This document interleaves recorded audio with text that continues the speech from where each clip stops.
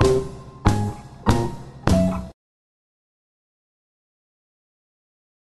morning. I'm very glad to be here to participate in this seminar. It's an honor and a pleasure to meet many of my colleagues here in St. Petersburg. It's also the first time I am in this beautiful city. I have arrived last night very late by high-speed train from Moscow, which was also something I recognized because the train is very similar to the high-speed train which links also the beautiful city of Barcelona with Madrid. So I was in this train in a very familiar surrounding. I'm especially glad that I'm be able to talk with my colleagues in mass communication, in media, and especially the linguistic approach to the study of media, which is something which has, as you well know, interested me for many years, already since the 1980s. Many of you probably know where I have come from, not only that I am from Amsterdam in Holland, but also academically. I come from, originally from literature. My first studies were on the study of French surrealist poetry. My first studies were an analysis of poetry of Paul Éluard, which is of course a long way from where I have been working in the last few years. But it's always important to know where people have come from, but it explains many things they have been doing afterwards. So after doing a study of literature, what is now a field which is now being done by my own daughter at the University of Amsterdam, who is a professor there. She continues literature, and I left literature for more linguistic approaches. And then more and more, after doing a linguistic study of literature, I found out that we needed in linguistics more than just the traditional linguistics of the 1960s, namely Chomskyan sentence grammars or other structural approaches to language. And I thought we needed a specific kind of text grammatical approach to language. So not just sentence grammars, but a text grammar. So my dissertation of more than 40 years ago now, in 1972, was based on the study of language from the perspective of text grammar. And then I noticed that we don't only need a grammatical approach to discourse, but also a much broader approach to discourse, namely also a psychological approach to discourse. So in the 1970s, I've been working mostly also with a North American psychologist called Walter Kinch. And with him I wrote a book together on the strategies of discourse comprehension, which was a book published 30 years ago in 1983, which is also the basis of what I am going to tell today. And after my work in the 1980s, first on the cognitive strategies of discourse processing, the production and the comprehension of discourse, I also started more and more to do more critical approaches to discourse, namely to study how racism in everyday life, in the news media, in everyday conversations, in political discourse, and in educational discourse in textbook, how racism in society is produced and reproduced by discourse. So I was interested specifically later after this work on racism. I also studied on ideology. So much of the work I've been doing since is on ideology and power. And as you know, just a few weeks ago, a book of mine was now translated into Russian, Discourse and Power, published a few weeks ago, and I just presented this book also in Moscow a few days ago. So what I would like to do today is something, again, new, for me new. So the book I'm now finishing, a new book, which I hope to finish next month, is called Discourse Knowledge. So this kind of epistemic approach to discourse for me is now something very important. And I'm happy to see that also other people in discourse analysis in my area, for example in conversation analysis, are more and more interested in what the role is of knowledge in discourse, in everyday conversation.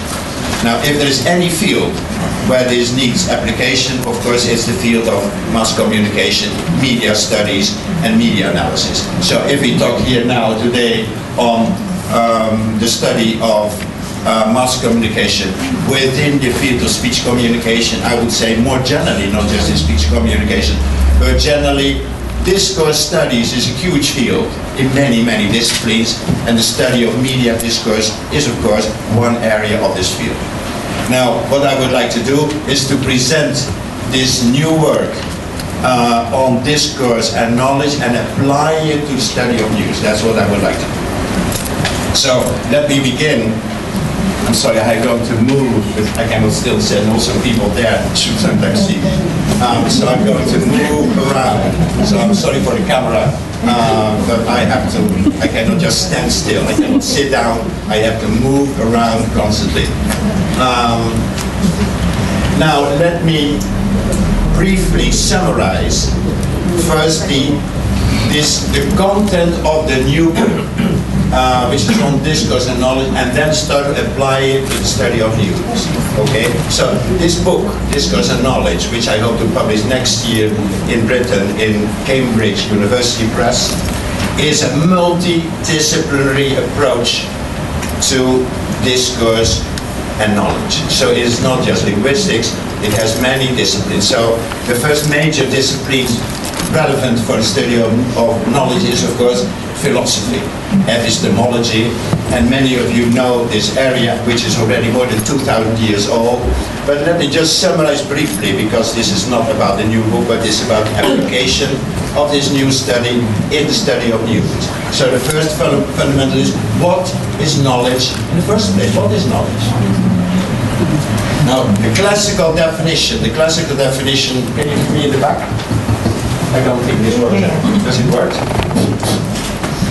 The classical definition of knowledge is justified true beliefs. So first of all, knowledge is defined in terms of beliefs.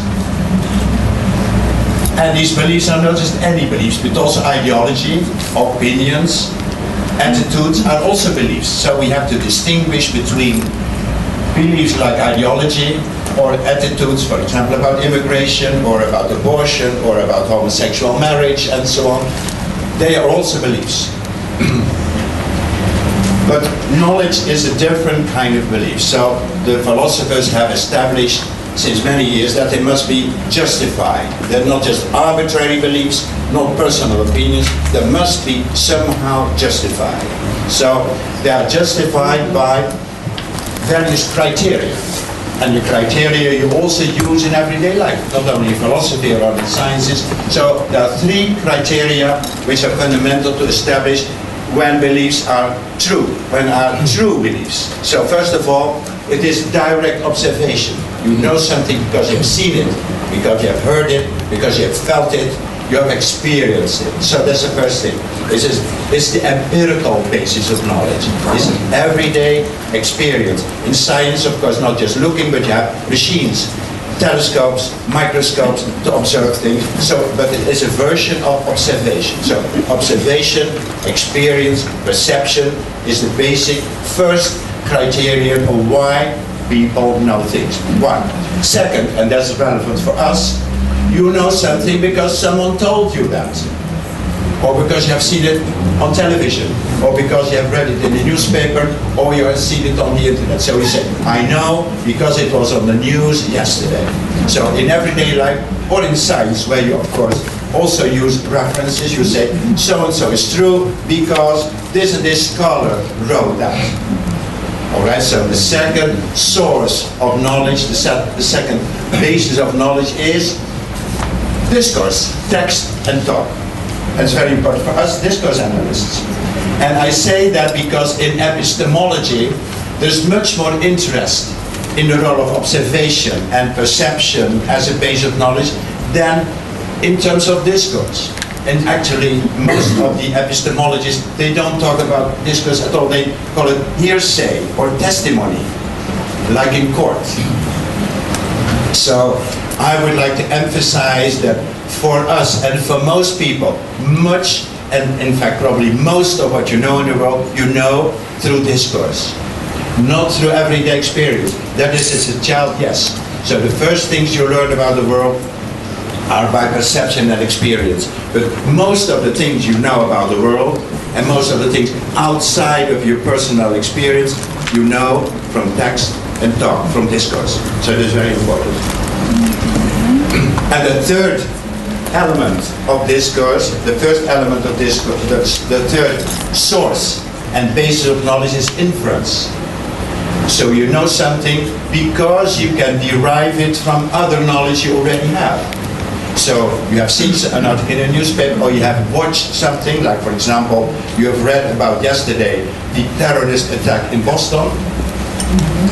And on the basis of this knowledge, you can infer many things, which were not actually in the newspaper on television.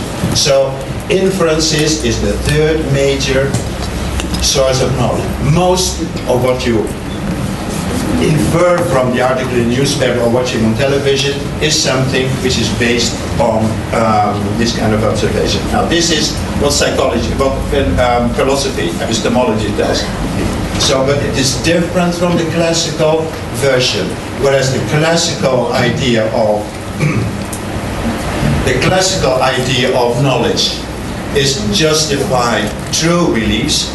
I don't think that truth is necessary, universally speaking. It is more a relative notion of truth I am interested in. It is not universal truth, but what is true for specific kind of people. So what was true in the Middle Ages for people, today may be false beliefs. People then thought the earth was flat. For them, it was knowledge, not just belief. It was knowledge. It's very important. So my conception of knowledge, different from many people in epistemology, is a relative notion. It is true for a community of people, an epistemic community.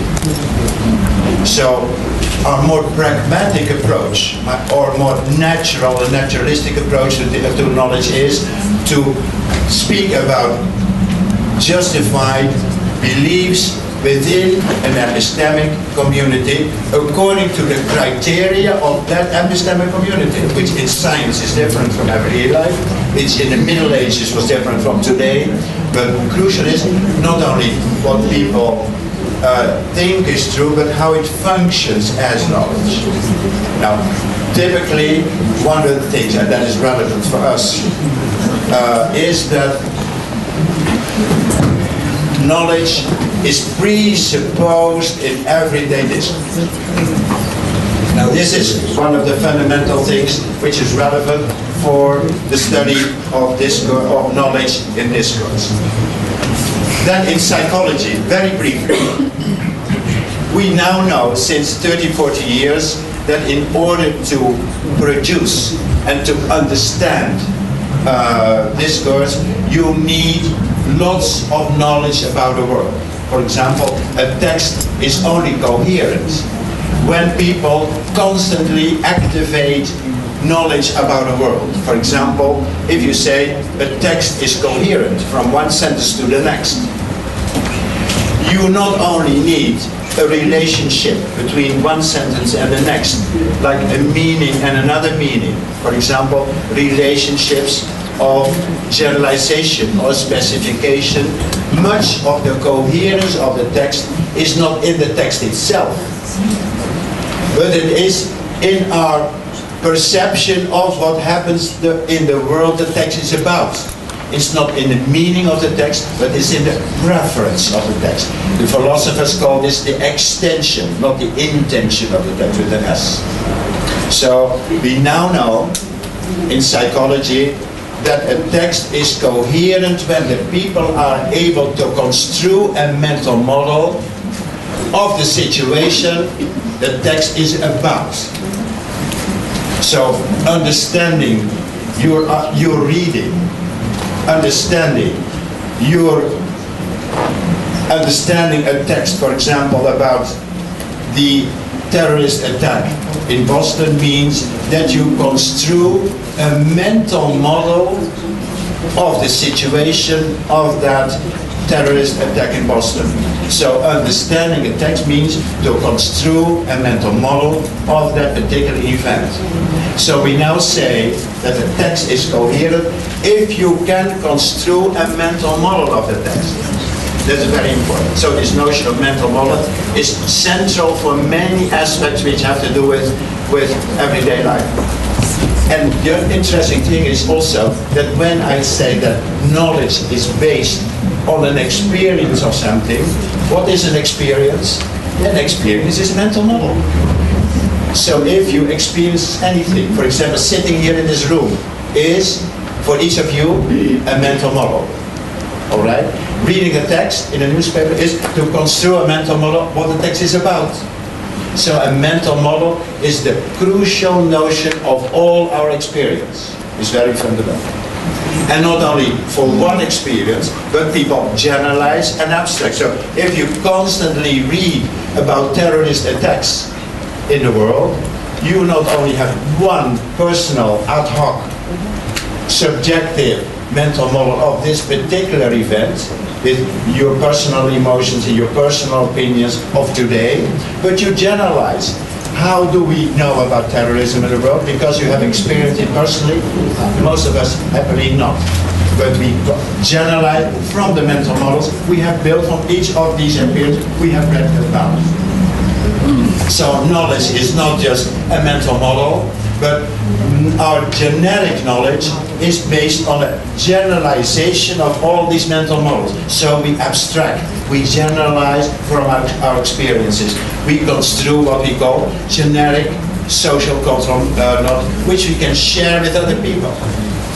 And once we have this generic knowledge about the world, about terrorist attacks, about many other aspects of the world, we can use this generic knowledge again to construe new mental models. So next time we read about another terrorist attack, we apply our general knowledge in the form of script or a schema or a scenario we already know. We apply this in the construction of each new experience.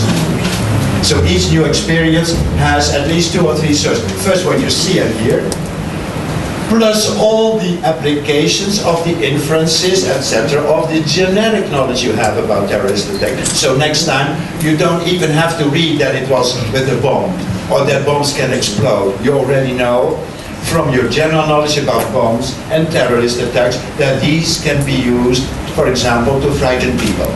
So each new experience is a mental model. It's personally yours and yours and yours each time. But when it is shared in the epistemic community, it becomes generic knowledge about terrorist attacks. Now all this is of course directly relevant for newspaper reading, understanding, mass communication and so on. So the crucial notion of mass communication is mental models. If we understand mental models, we know many, many things. This is the cognitive psychology of knowledge, and then the social psychology of knowledge is not limited to individual mental models, but it has to do with mental models shared in the community. It has to do with not cognition, but with social cognition.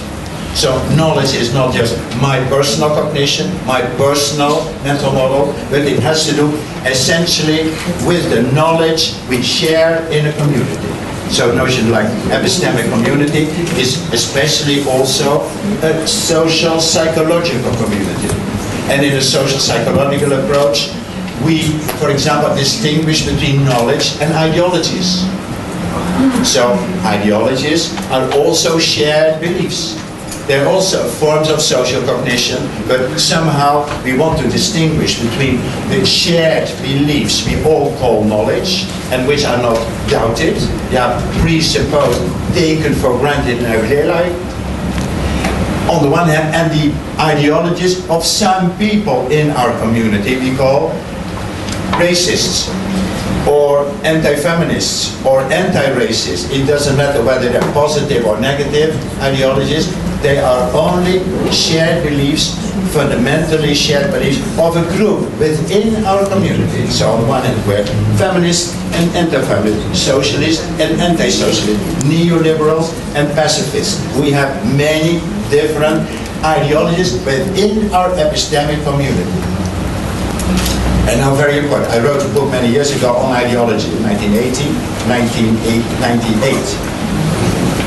And I remember still when I was writing this book that I thought that other people in critical discourse analysis that the basis of all the, discourse is ideology. My friend said all discourses are ideological, and I found out only at the end of the book that's not true. The basis of all understanding is not ideology. The basis of all understanding is knowledge. We cannot have an ideology before we have knowledge. You cannot have an ideology about immigration if you do not know what immigration is. You cannot have a sexist ideology about men and women if you don't know what men and women are. So you first need to have knowledge before you can have ideology. Ideology divides the community in different ideological groups. So we have many things in common. This is what we presuppose. That is how you can communicate between different kind of ideologies, because you have something in common, and that's knowledge. Okay, that's the social psychology. Then, very briefly, the sociology of knowledge has to do with organizations, with institutions, with the macro sociology. No, but the micro sociology has to do with everyday interaction, how people share knowledge in talk, in meeting each other, in micro sociological interactions. So how do, for example, rumors spread in a community by everyday talk with people, conversations. So conversation analysis, interaction is the way beliefs are shared in a community locally. But globally, in the macro sociology of knowledge, we have epistemic organizations, we have universities, we have media. So one other thing I would like to emphasize today is that the newspaper, television, the internet, they are epistemic institutions. They are epistemic institutions.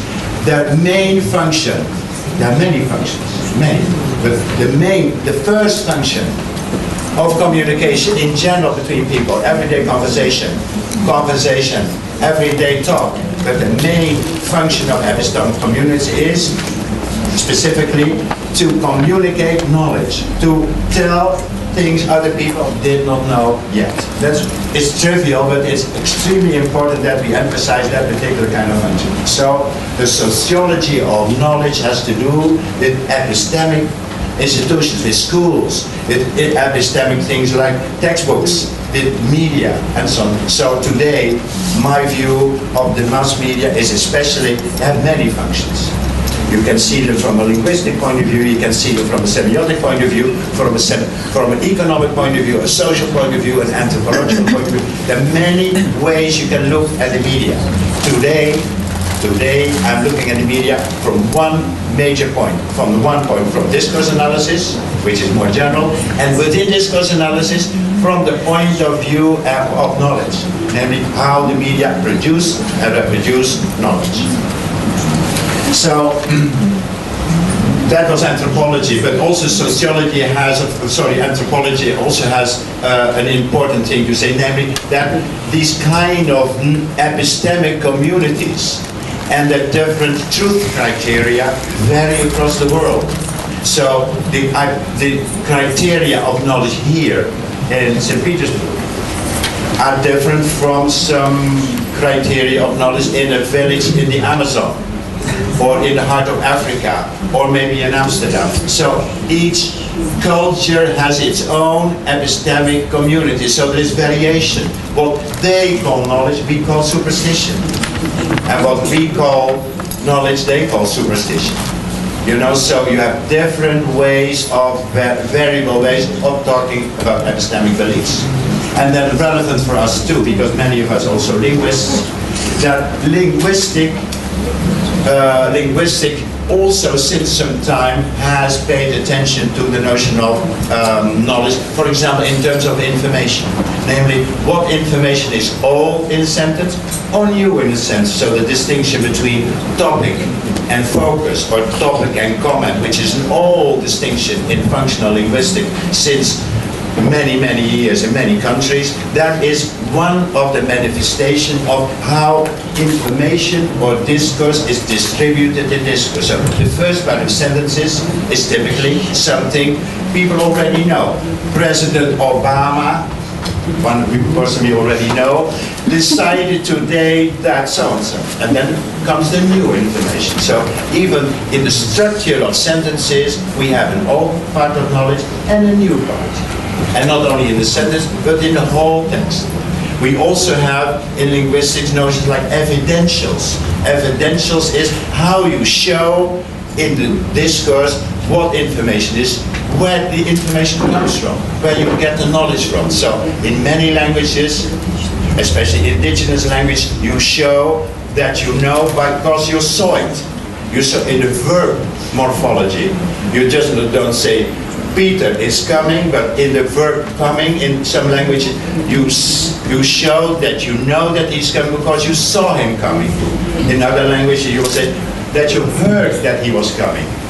And sometimes that you inferred that he was coming. So languages in the world show sometimes what the source is of knowledge, and we call these evidence. In English and Russian and Dutch, we don't have that. We simply say, John told me that, or I saw that so-and-so. We do it in a more explicit way. But in some languages you have morphology of epistemic source of expression. You also have modal expressions in linguistics. You have, for example, things that John may come, and it means that I am not sure whether he is coming. So the degree of reliability of knowledge, whether or not you're sure about things, you show in modal expression. And in this way, there are many other structures of discourse, what I'm not going to talk about today because that will be for a linguistic audience. But in linguistics, we now know that at many levels of text and talk, people show what the kind is of knowledge you have in discourse, at the level of sentences, at the level of whole text. So in metaphors, in where you describe people and many things again. Now this is the basis of an application in the study of news. Many of you may have seen my old books of the 1980s about news as discourse and news analysis. So I'm not going to repeat what is there, but let me just give you some headlines. First of all, my point many years ago, more than 20 years ago, was that news reports are a genre of discourse. That is very important. And that you should study them also as some kind of genre of discourse. So news is not just any kind of artifact, it is a genre of discourse. Now, relating to the work of, you may not have seen, of my last books in English, which are about context. And whereas my earlier work in the 1970s and 80s focused on text and its structure, in the news or any other kind of thing, only a few years ago I realized that discourse is not just text, but also context. So, but although there are many, many studies of text and conversation in linguistics and other disciplines, we don't have a theory of context. We simply do not know how to analyze context. People say, oh, everything you say depends on the context. But then you ask, what is this context? What is it? Is it everything around us? Is it our whole environment? No. We cannot, for various psychological reasons, take into account everything which is relevant here. So, for example, I'm now speaking in this room in one part of the university in St. Petersburg. There are many things here which are here. If I would have to take into contact everything I can now see or hear, observe, in my way of speaking as the context of my speech, it would be just too much. All the different clothes, the different kind of people, different ages, different appearances, the walls, everything here, it's hundreds of megabytes of information. I cannot in the production of each sentence take into account all these things. So a context is not what is out there in all its complexity. A context is where it's in here. A context is a subjective construction of the communicative situation in which you are talking, and that subjective construction must be relatively simple. The only thing I now need to know is where I am. For example, when I say here, I have to say in this room, or in this university building, or in St. Petersburg, or in Russia. That's the only thing I have to know. And not only where I am, but also what time it is, so that I know that I cannot speak too long. So all these things, time and place is relevant, and also the identity of people. I have to know that I am speaking at this moment as a discourse analyst. That's my identity now, my main identity. And I'm also a grandfather of 2 lovely granddaughters. But that identity is not relevant at this moment.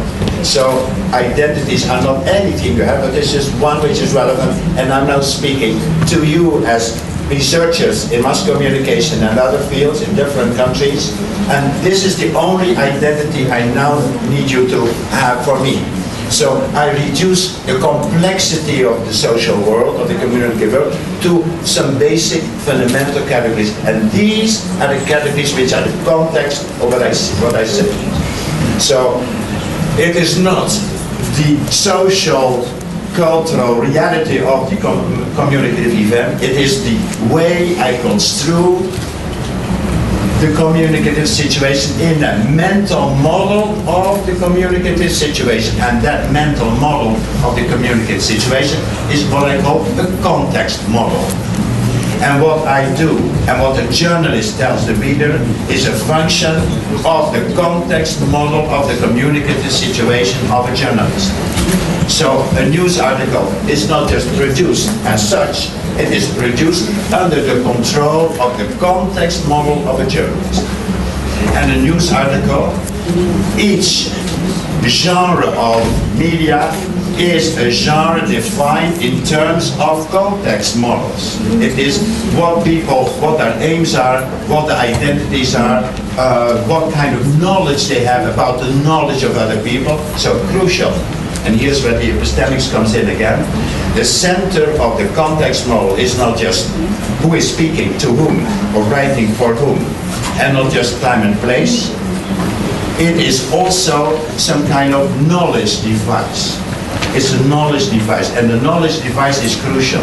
The knowledge device for each word and each sentence in a news article, the journalist has to think, what do the readers know already, and what can it presuppose to be known? And that is very important.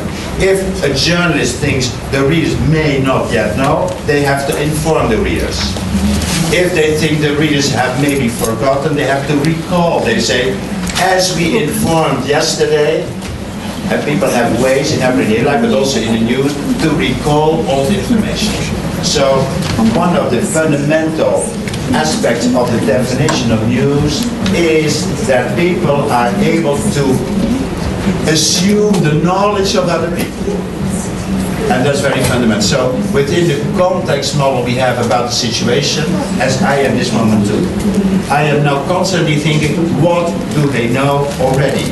A journalist also writing a news article is thinking, what do the readers know already? That's part of the context model. They have knowledge about the knowledge of the recipients, of the readers. That's very fundamental. The other structures of news I don't have to talk about because you know. So we know, first of all, that more and more today a text in the newspaper or on television or in the internet is multimodal.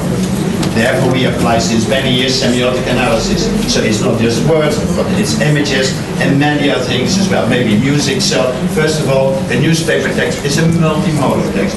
Therefore, more and more in discourse analysis and especially in semiotic discourse analysis, for example in the work of my colleague in Australia, Teun van Dijk, also from Holland, he applies different kinds of advanced analysis of images, which is way beyond what we learned from Holland in the 1960s and 70s about how to analyze images. So it's much more advanced today than it was 20 or 30 years ago.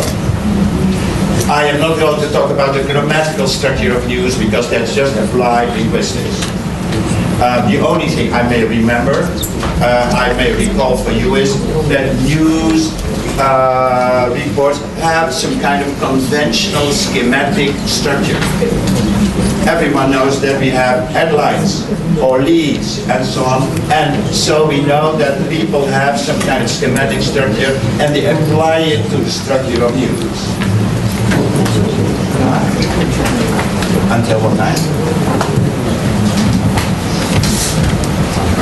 You have a few minutes. 5 minutes more. Okay, so if we now apply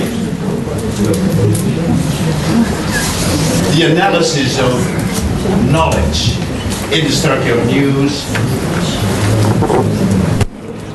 we have the following.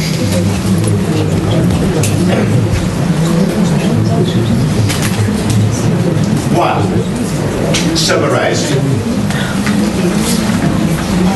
Journalists, in order to be able to communicate to their recipients, to their readers, they need a knowledge device in their mental models. They have some kind of K device, which is part of the mental model they have about the communicative situation.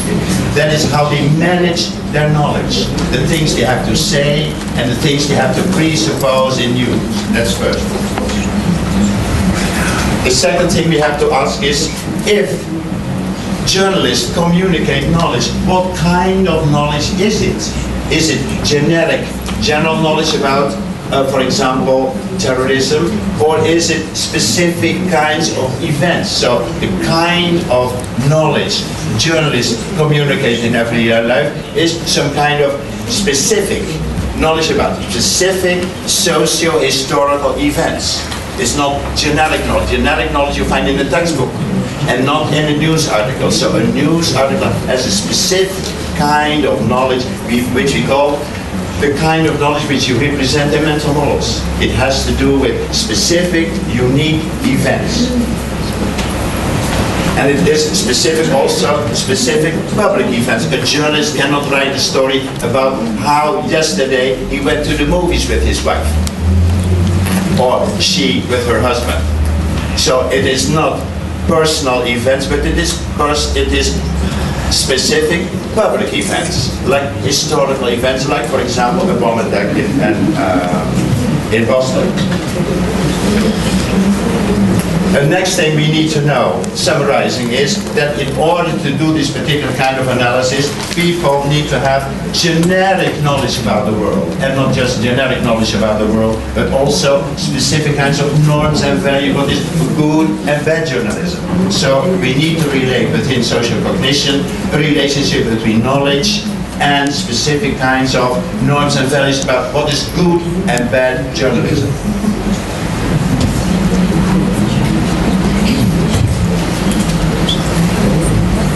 Another thing which is very important in the epistemic analysis of news is how to relate new with old knowledge. So one of the things you need for the epistemic analysis of news is to show how journalists are able to relate something which is new knowledge, new information, with old knowledge and old information. How do they do that?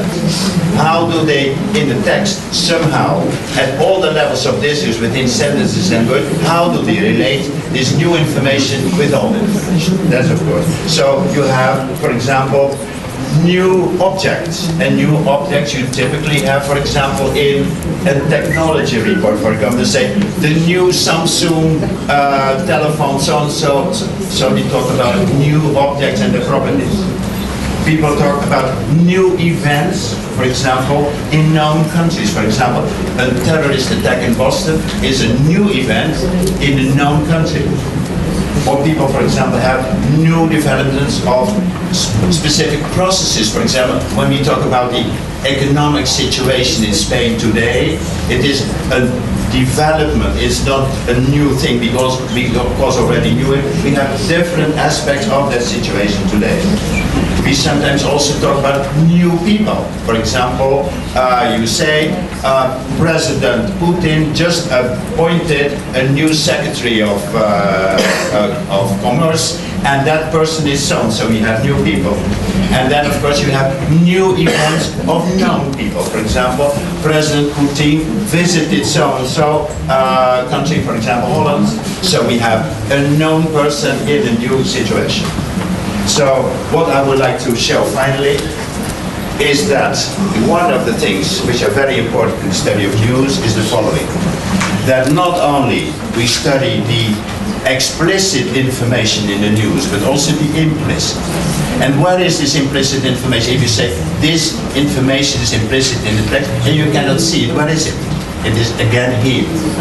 So all the information which is not in the text is in here. And where is it? It is in our mental models. We are able to infer this information from our mental models. There's much more, but there's not much more time. Thank you.